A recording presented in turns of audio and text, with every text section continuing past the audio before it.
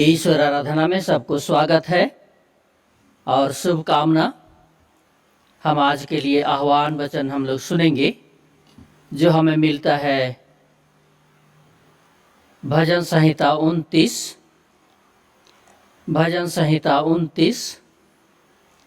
उसके पद 1 और 2। भजन संहिता 29 1 और 2। हे परमेश्वर के पुत्र यहोवा का, हाँ यहोवा ही का गुणानुवाद करो। यहोवा की महिमा और सामर्थ को सराहो। यहोवा के नाम की महिमा करो। पवित्रता से शोभायमान होकर यहोवा को दंडवत करो। आमीन। हम प्रार्थना करें। सृष्टिकर्ता परमेश्वर, तू जो स्वर्ग में विराजमान है, देख हम तेरे विश्वासी भक्त आज के दिन तेरे सन्मुख आते हैं, तेरे नाम की स्तुति महिमा करते हैं। क्योंकि पूरे बीते सप्ताह में हम हर एक के साथ रहा है, हमारी देह प्राण आत्मा को अचानक घटना और मृत्यु से बचाया, अब तक हमें भला चंगा रखा है। हम धन्यवाद देते हैं प्रभु परमेश्वर। तेरी आराधना में हमारे मन हृदय को शुद्ध और पवित्र कर कि हम पवित्रता के साथ तेरी सेवा आराधना करें और हम तेरी आशीषों को प्राप्त करें। प्रभु यीशु ख्रिस्ट के नाम से आमीन।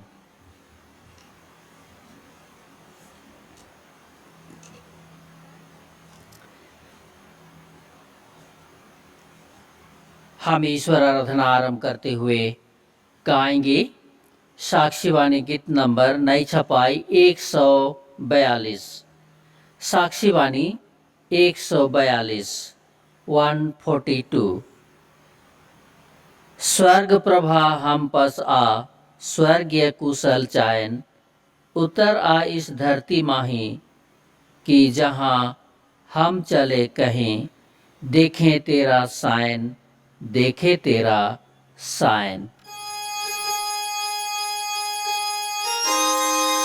स्वर्ग प्रभा हम पस आ, स्वर्गीय कुशल चायन, उतर आ इस धरती माही कि जहाँ हम चले कहीं, देखे तेरा सायन, देखे तेरा सायन। दुख पाया संसार हमको देता है, कितने मलिन बताते, मन हमारा कैसे सहते, विपद विनाश्रय, विपद विनाश्रय। यीशु ख्रिस्त ज्योति तू हमारी वाचा तूने दी, जैसे सतराई हरी तैसे, तू ही कर प्रकाश, तू ही कर प्रकाश। परमेश्वर पिता और पुत्र और पवित्र आत्मा के नाम से आमीन। हमारी सहायता ईश्वर के नाम से है, जिसने स्वर्ग और पृथ्वी को सिरजा। स्तुति होवे पिता को और पुत्र को और पवित्र आत्मा को, जैसा हुआ आरंभ में, जैसा है और जैसा रहेगा, सनातन से सनातन लोक। आमीन। हम ईश्वर के सामने दीनता से अपने पापों को मान लेवें। हे सर्वशक्तिमान ईश्वर दयालु पिता, हम दीनता से अपने सब पाप और अपराधों को तेरे सन्मुख मान लेते हैं। तू अपने प्रिय पुत्र हमारे प्रभु यीशु ख्रीष्ट के कारण हम पर दया दृष्टि कर और हमारे सब पापों को क्षमा कर। आमीन। प्रभु हम पर दया कर, ख्रीष्ट हम पर दया कर, प्रभु हम पर दया कर। शांति का वचन सुने। पहला यूहन्ना 1:7 और 8। ईश्वर के पुत्र यीशु का लोहू हमें सब पापों से शुद्ध करता है।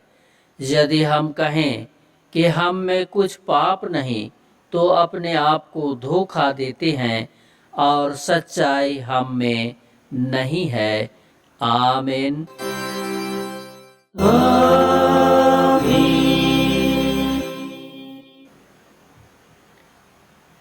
सबसे ऊंचे स्थान में ईश्वर का गुणानुवाद होवे। और पृथ्वी पर कुशल मनु स्यों में प्रसन्नता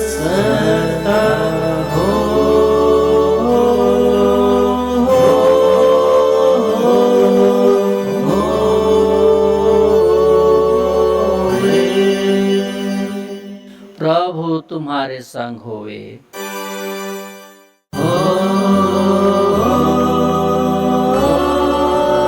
तेरे आत्मा के संग। हम प्रार्थना करें।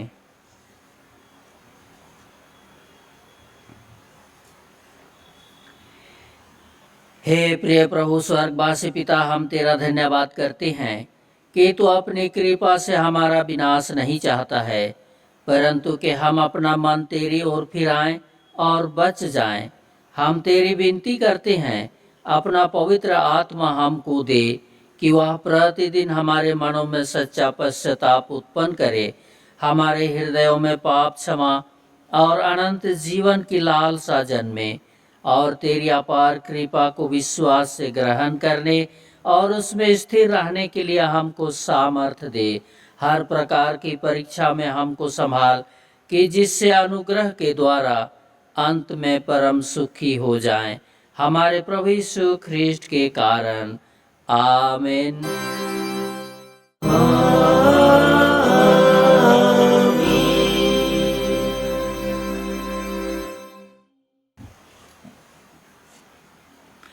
आज के लिए ठहराया हुआ ईश्वर का पहला पाठ वचन हम सुनेंगे, जो हमें मिलता है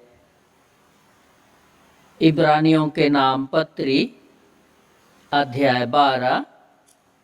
इब्रानियों के नाम पत्री अध्याय 12 उसके पद 18 से 24।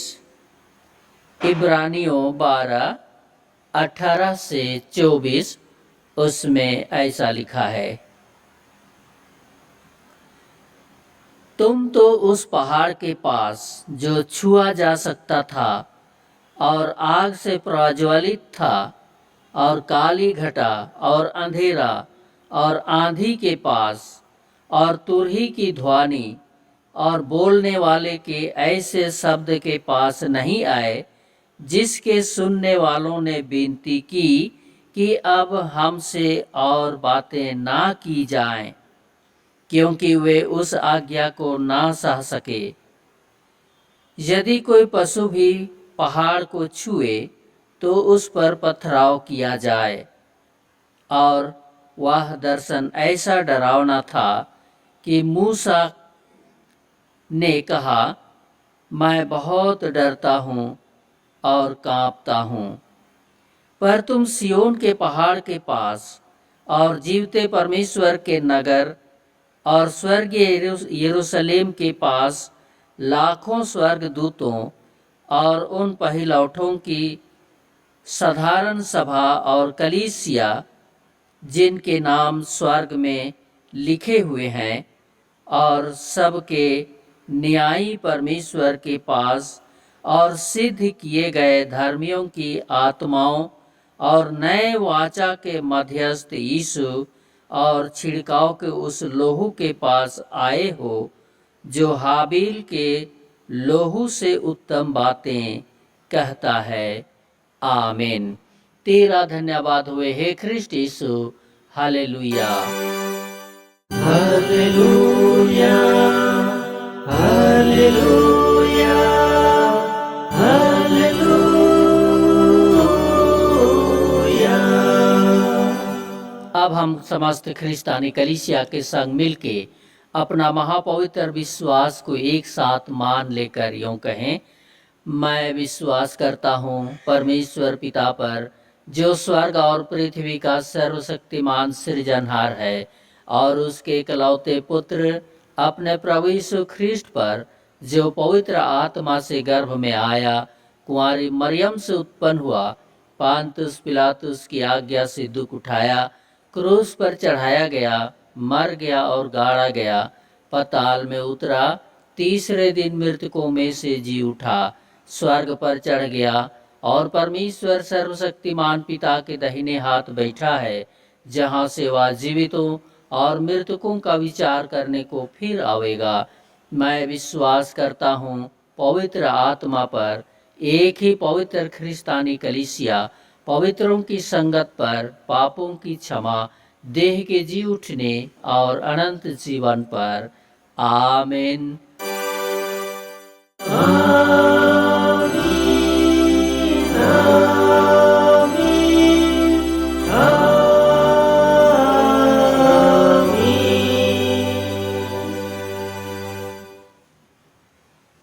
अब हम आगे दूसरा गीत गाएंगे।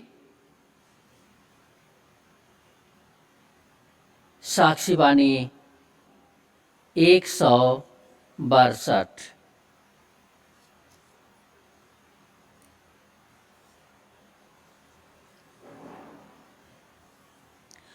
प्रशंसा कर यीशु को हे मेरे प्राण, कौन कहे दयालु है उसके समान, लौलीन हो सराहा उसका बड़ा प्यार, मत अपने त्राणदाता को कभू विसार।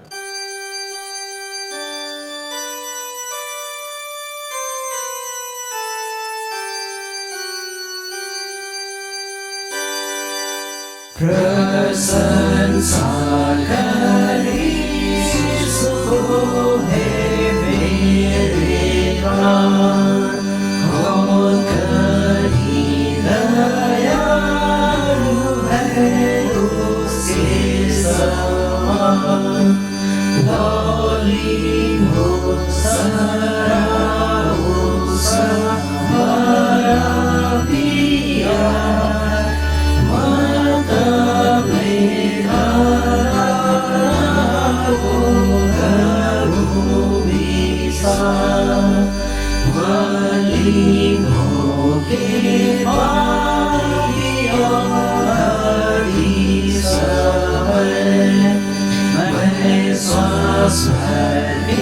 मैं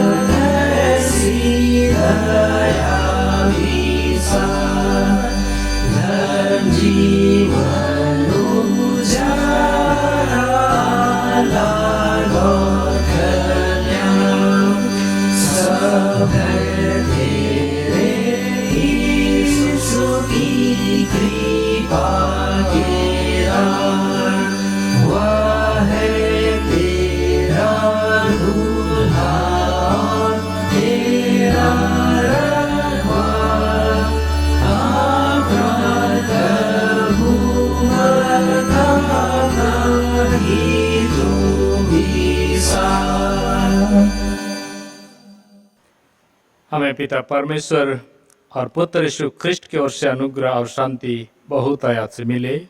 आमीन। आइए हम प्रार्थना करें। जीवित प्रभु, हम सारे हृदय से आज के दिन के लिए आपको हम धन्यवाद करते हैं। निश्चय तेरी अनुग्रह हमारे साथ बनी हुई है कि हम आज के दिन जीवित रूप में तुझे स्तुति और महिमा और प्रशंसा करना साक रहे हैं। प्रभु जी, आपकी इस कृपा के लिए, आपके इस महान प्रेम के लिए और अनुग्रह के लिए आपको धन्यवाद करते हैं। प्रभु जी, हम प्रार्थना करते हैं आज का पवित्र वचन जो हमारे जीवन के लिए है प्रभु, तो हमें समझने में आपकी मदद की आवश्यकता है। तेरे आत्मा के मार्गदर्शन से हम तेरे वचन को तेरी इच्छा और योजना के अनुकूल समझने पाएँ, सहायता कीजिए। सारी महिमा आदर और प्रशंसा हम आपको देते हैं। प्रार्थना को हम यीशु के नाम से मांगते हैं पिता, सुन और ग्रहण कर। आमीन।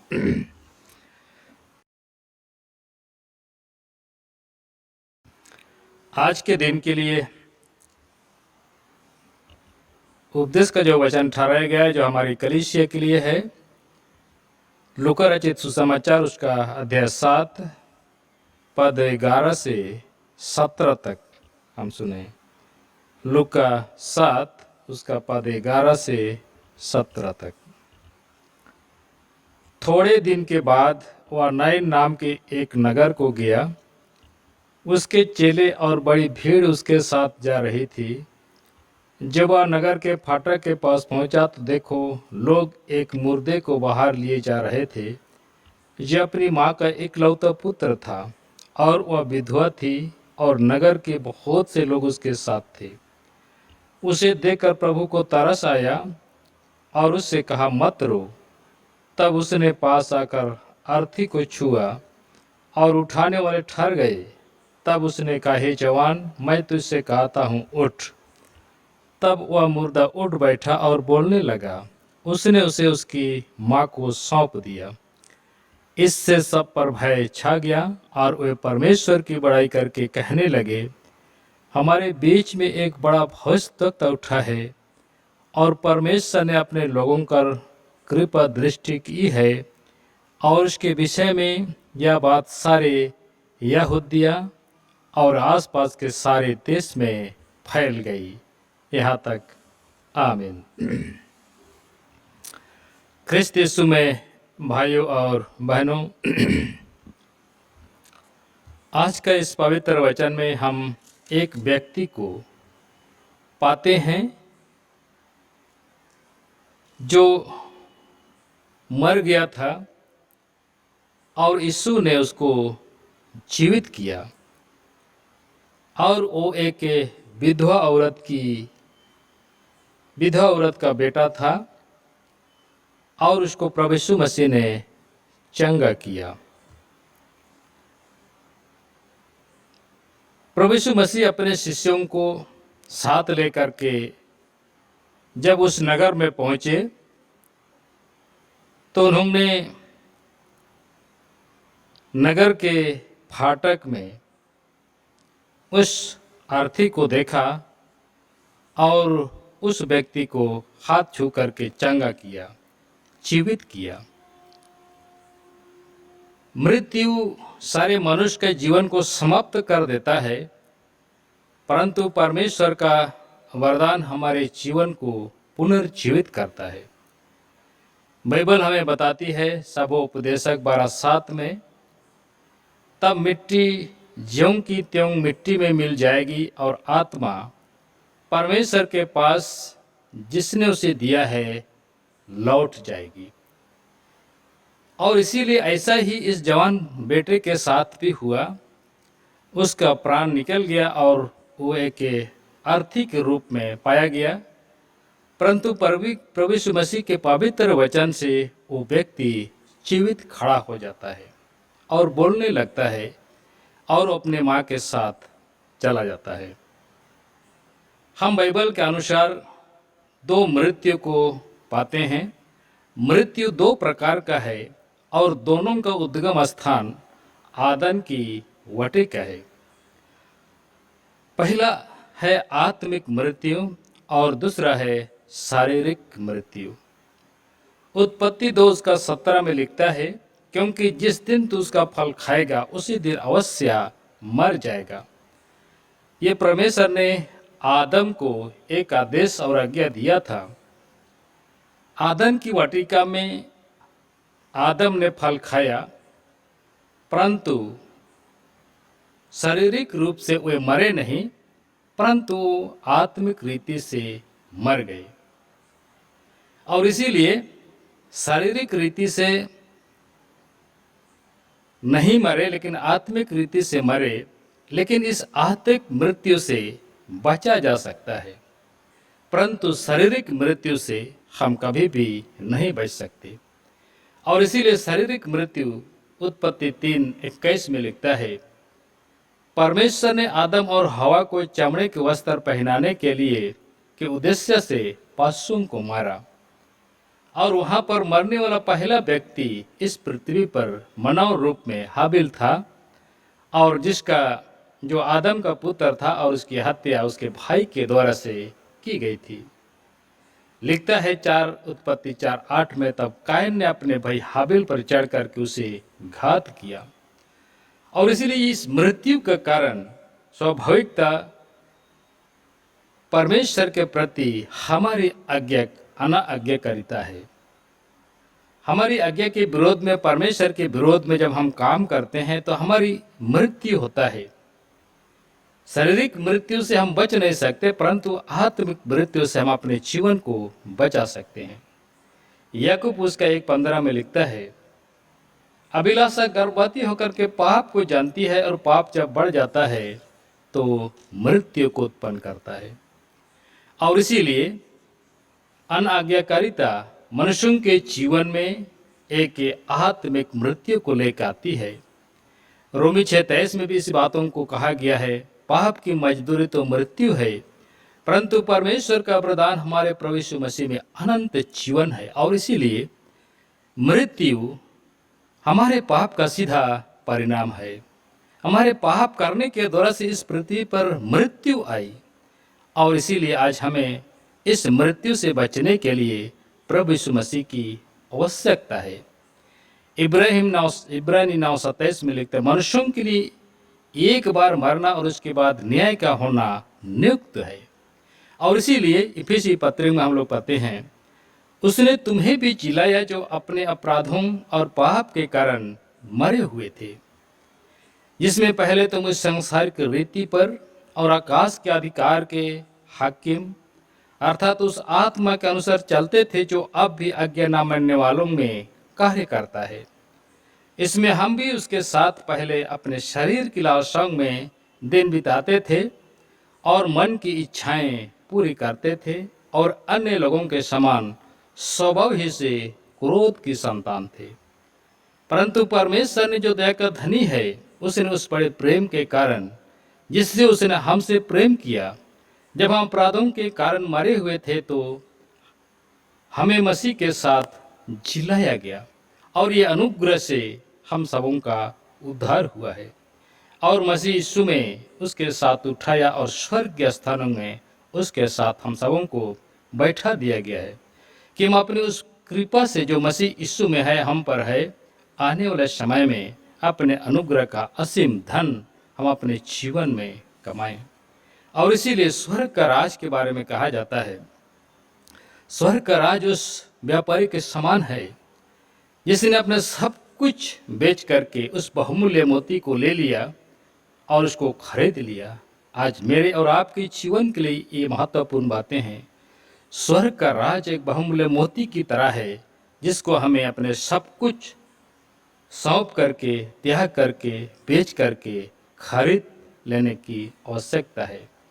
और इसीलिए कहता है कि चौकस रहो कि कोई तुम्हें उस तत्व ज्ञान और व्यर्थ धोखे के द्वारा अपने अहेर ना बना ले, जो मनुष्यों की परंपराओं और संसार की आदि शिक्षा के अनुसार तो है, परंतु परमेश्वर के अनुसार नहीं है। और इसीलिए कुलोसी 2:11 में लिखता है, उसी में तुम्हारा ऐसा खतना हुआ है जो हाथ से नहीं होता, अर्थात मसीह का खतना, जिससे शारीरिक देह उतार दी जाती है और उसी के साथ बपतिस्मा में गाड़े गए, और उसी में परमेश्वर की सामर्थ पर विश्वास करके जिसने उसको मरे हुओं में से जिलाया, उसके साथ भी हम जी उठे। उसने तुम्हें भी जो अपने अपराधों और अपने शरीर की खतना रहित दशा में मुर्दा थे उनके साथ जिलाया गया। आज का ये वचन एक के दृष्टांत की तरह है। मनुष्य के जीवन में मृत्यु आएगी और इस मृत्यु से हमें परमेश्वर का पवित्र वचन पर जब हम चलते हैं, परमेश्वर का वचन जब हमारे जीवन में कार्य करता है, उस जवान की तरह हम पुनर्जीवित होकर के मसीह के लिए अपने जीवन को समर्पित कर सकते हैं। उसने उसकी माँ को सौंप दिया। यानी आज हर एक विश्वासियों को प्रभु यीशु मसीह जो मुर्दे हैं, आत्मिक रीति से मुर्दे हैं, उन लोग को कलीसिया रूपी माँ को सौंप देती है। कलीसिया एक माँ है और इसीलिए इस कलीसिया को पुनर्जीवित आत्मा को प्रभु यीशु मसीह सौंपता है और इसीलिए कहता है, मरे हुए में से जिलाया, उसके साथ भी जी उठे। उसने तुम्हें भी जो अपने अपराधों और शरीर की खतरा रहित दशा में मुर्दा थे उसके साथ जिलाया। हम सब प्रत्येक को प्रभु यीशु मसीह अपने पवित्र वचन से पुनर्जीवित किया है। जो हम अपराधों के कारण परमेश्वर के विरोध में थे, परमेश्वर से रहित थे, परंतु हमारे सब अपराधों को क्षमा कर दिया गया है और विश्वास के द्वारा हम उसके संतान बन जाते हैं। और इसीलिए आता जब हम मसीह के साथ जिलाए गए तो हम स्वर्ग की वस्तुओं की खोज में रहें, जहाँ मसीह विद्यमान है और परमेश्वर के दाहिनी ओर बैठा है। पृथ्वी पर की नहीं परंतु स्वर्ग की वस्तुओं पर ध्यान लगाओ, क्योंकि तुम तो मर गए और तुम्हारा जीवन मसीह के साथ परमेश्वर में छिपा हुआ है। हम अपने पुराने जीवन को खत्म कर दिया, समाप्त कर दिया और आज हम नए मनुष्य बन करके, नए मनुष्य होकर के हम परमेश्वर अपने जीवन को छिपा दिया है। जब मसीह जो हमारा जीवन है प्रकट होगा तब तुम भी उसके साथ महिमा सहित प्रकट किए जाओगे। और इसीलिए परमेश्वर का पवित्र वचन हम सबों को आह्वान करता है, इसलिए अपने उन अंगों को मार डालो जो पृथ्वी पर है, अर्थात व्यभिचार, अशुद्ध, दुष्कामना, बुरी लालसा और लोभ को जो मूर्ति पूजा के बराबर है। इन्हीं के कारण परमेश्वर का प्रकोप आज्ञा न मानने वालों के ऊपर में पड़ता है। और इसीलिए आज हम परमेश्वर के पवित्र आज्ञाओं को जब हम मानते हैं तो हम परमेश्वर के राज के वारिस बन जाते हैं। पहला कोरिन्थुस का 15:21 और 22 में लिखता है, क्योंकि जब मनुष्य के द्वारा मृत्यु आई तो मनुष्य के द्वारा मरे हुओं का पुनरुत्थान भी आया। और जैसे आदम में सब मरते हैं वैसा ही मसीह में हम सब जिलाए जाते हैं। प्रथम मनुष्य अर्थात आदम जीवित प्राणी बना, परंतु अंतिम आदम प्रभु यीशु मसीह जीवनदायक आत्मा बना। जैसे हमने उसका रूप धारण किया जो मिट्टी का था, वैसे ही उस स्वर्गीय रूप को भी हम धारण करेंगे। और इसीलिए प्रभु पर विश्वास करने वाले लोग परमेश्वर के आत्मिक देह में परिणत होते हैं और आत्मिक रीति से चलते हैं और उसका जीवन स्वर्गीय है। क्योंकि अवश्य है कि यह नाशवान दे अविनाश को पहन ले और यह मरणहार दे अमरता को पहन ले। और जब हम नाशवान अविनाश को पहन लेगा और यह मरणहार अमरता को पहन लेगा, तब वह वचन जो लिखा है पूरा हो जाएगा, जय ने मृत्यु को निगल लिया और मृत्यु तेरी जय कहाँ रही, हे मृत्यु तेरी डंक कहाँ रही। और इसीलिए हमारे इस संसारिक जीवन में मृत्यु हमारे जीवन पर अधिकार करता है, परंतु परमेश्वर का वरदान हमारे जीवन को अनंत जीवन के लिए तैयार करता है। जैसे उस जवान को पुनर्जीवित किया गया, आज हम भी जब प्रभु यीशु मसीह के आज्ञा और प्रभु यीशु मसीह के अनुकूल चलने लगते हैं तो हम भी पुनर्जीवित आत्मा में होकर के प्रभु यीशु मसीह के काम को अपने जीवन से करते हैं। और उसी जगह हम सबों को यह कहा जाता है, जय ने मृत्यु को निगल लिया और हे मृत्यु तेरी जय कहाँ रही, हे मृत्यु तेरी डंक कहाँ रहा। हम यीशु के मृत्यु को अपनी देह पर हर समय लिए फिरते हैं कि यीशु का जीवन भी हमारी देह में प्रकट किया जाए। और इसीलिए आज हम मसीह के मृत्यु को अपने जीवन में लेकर के चलते हैं ताकि इस जीवन के द्वारा प्रभु यीशु मसीह का जीवन भी हमारी देह में प्रकट हो।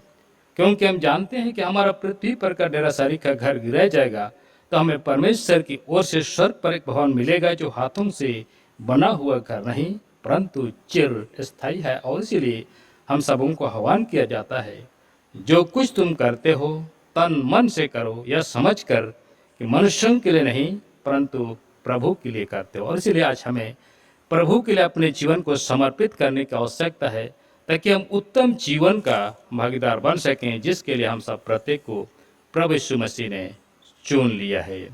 आमीन। आइए हम प्रार्थना करें। जीवित प्रभु, हम सारे हृदय से आपको धन्यवाद करते हैं। तेरे अनुग्रह हमारे साथ तू बनाए रखा है। सारी महिमा, आदर और प्रशंसा हम आपको देते हैं पिता। निश्चय हम विश्वास करने के द्वारा से हम एक नया मनुष्य हैं, पुनर्जीवित मनुष्य हैं। हम अपने शारीरिक देह को, शारीरिक सोच और विचार को हमने त्याग दिया है। आज हम तेरे विश्वास में पाए जा करके एक नए मनुष्य के रूप में तेरे सन्मुख पाए जाते हैं प्रभु। इसलिए इस जीवन को बरकरार रखने में आप पवित्र आत्मा के द्वारा हम सबों की सहायता कीजिए कि यह जीवन तेरी महिमा के लिए सदा इस्तेमाल किया जाए। शैतान संसार हमारे जीवन को हार लेना चाहता है प्रभु, ऐसी शक्तियों से हमारे जीवन को सुरक्षा प्रदान कीजिए। तेरी महिमा के लिए इस जीवन को हम आपके हाथ में सुपुर्द करते हैं। सारी महिमा, आदर, प्रशंसा हम आपको देते हैं प्रभु। प्रार्थना को यीशु के नाम से मांगते हैं पिता, सुन और ग्रहण कर। आमीन। और ईश्वर की शांति जो समस्त ज्ञान शुद्ध है, क्रिस्ट यीशु में हमारे मन और देह की रक्षा करेगी, अब से सदा रहो। आमीन।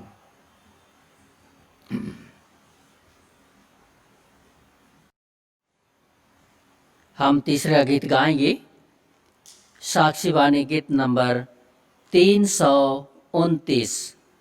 साक्षी वाणी नहीं छपाए 329।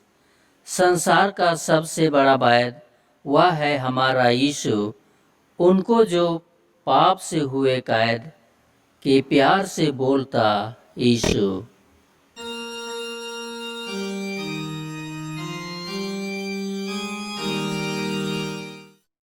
संसार का सबसे बड़ा वैद वह है हमारा यीशु, उसको जो पाप में हुए कैद की प्यार से बोलता यीशु।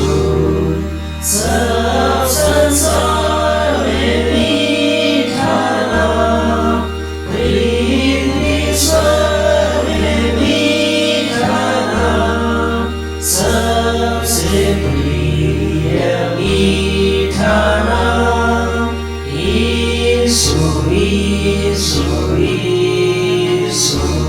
तुम्हारा सबसे बड़ा पाप है क्षमा बोलता यीशु। तुम स्वर्ग को जाओ साथ मिला की मुकुट देता यीशु। सब संसार में मीठा नाम, पृथ्वी स्वर्ग में मीठा नाम, सबसे प्रिय मीठा नाम यीशु, यीशु, यीशु। यीशु का नाम बचाता है हर पाप और दुख से यीशु। वह प्यार से सब बुलाता है, कौन और है जैसा यीशु। सब संसार में मीठा नाम, पृथ्वी स्वर्ग में मीठा नाम, सबसे प्रिय मीठा नाम यीशु, यीशु, यीशु। हे भाइयों उसकी स्तुति गाओ, कि इसके योग्य यीशु। हे बनो तुम भी गीत उठाओ, हे सदा धन्य यीशु। सब संसार में मीठा नाम, पृथ्वी स्वर्ग में मीठा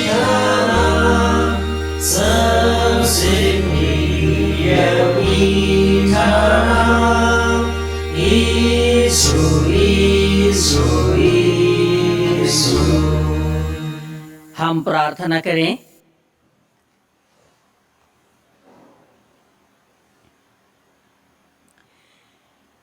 हे प्रभु परमेश्वर स्वर्गवासी पिता, हम तेरी विनती करते हैं, अपने ख्रिस्टियानी कलीसिया और उसके सारे सेवकों की अगुवाई कर कि वे तेरे वचन के निर्मल उपदेश में ठहरें, जिससे सच विश्वास और प्रेम हम में बढ़े और दिढ़ाया जावे। हे प्रभु, भारत रिपब्लिक के हमारे प्रेसिडेंट, इस प्रांत के गवर्नर, राजकीय सभाओं और मंत्रिमंडलों, सब न्यायों और हाकिमों और सब राज कर्मचारियों को आशीष दे और उनकी अगुवाई कर कि वे न्याय और धर्म से देश की सेवा करें और हम कुशल चैन से सारी भक्ति और गंभीरता से काल बिताएं। हमारी कलीसियाई सभाओं, सेंट्रल काउंसिल, डायोसिस काउंसिल और कलीसिया के अन्य मंडली सभाओं को आशीष दे कि वे इस मंडली को तेरी पवित्र इच्छा के अनुसार चलाएं। जगत की लूथरन कलीसिया और देश विदेश के हमारे सभी ख्रिस्ट विश्वासी मित्रों को आशीष दे कि हम ख्रिस्टीय प्रेम और सहयोग में आगे बढ़ें और जगत में तेरी साक्षी के लिए अधिक सामर्थ पाएं। हमारे कलीसिया के सब काम पर आशीष दे, लड़के लड़कियों की शिक्षा पर आशीष दे कि वे तेरे भय, प्रेम और भरोसा में बढ़ते जाएं। कलीसिया के विद्यालयों, प्रशिक्षण केंद्रों, महाविद्यालयों और अन्य संस्थाओं को संभाल और उनकी बढ़ती दे कि उनके द्वारा कलीसिया के लिए आत्मिक और लौकिक आशीष दे।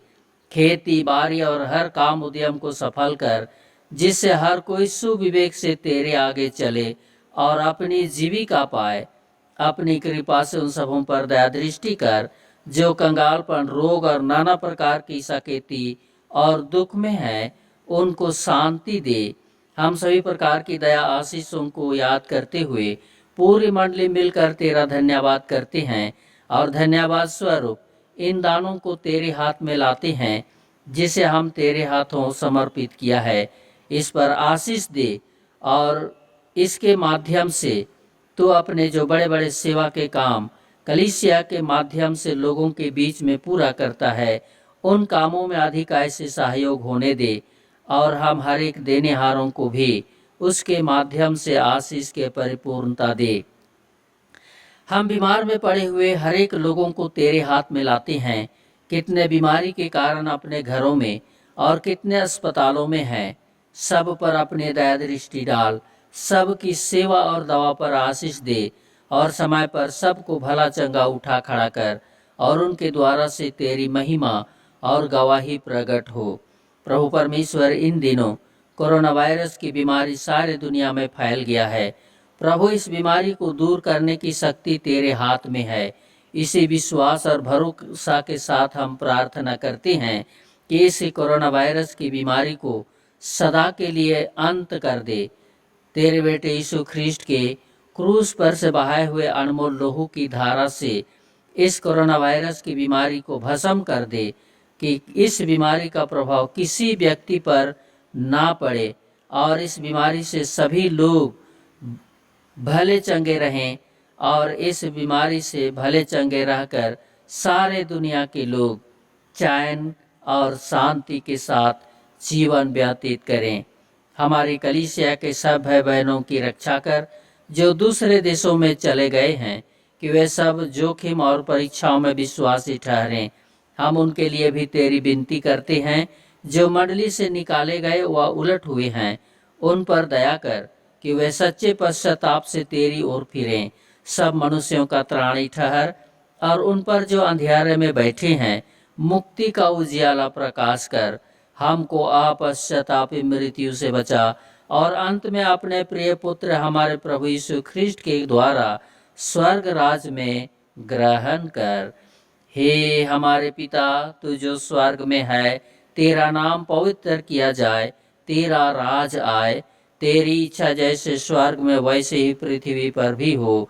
हमारे प्रतिदिन की रोटी आज हमको दे और हमारे अपराधों को क्षमा कर, जैसे हम भी अपने अपराधियों को क्षमा करते हैं। और हमको परीक्षा में मत डाल, परंतु बुरे से छुड़ा, क्योंकि राज और पराक्रम और महात्म सदा तेरे ही हैं। आमीन।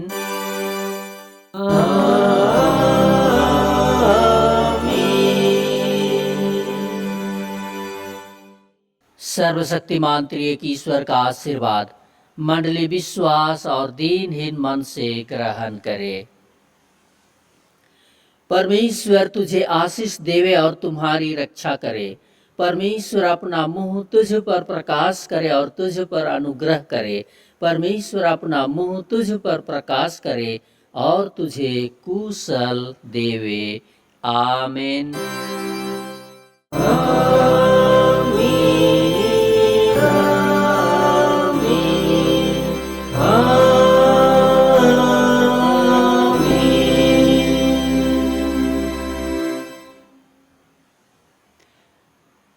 यीशु सहाय।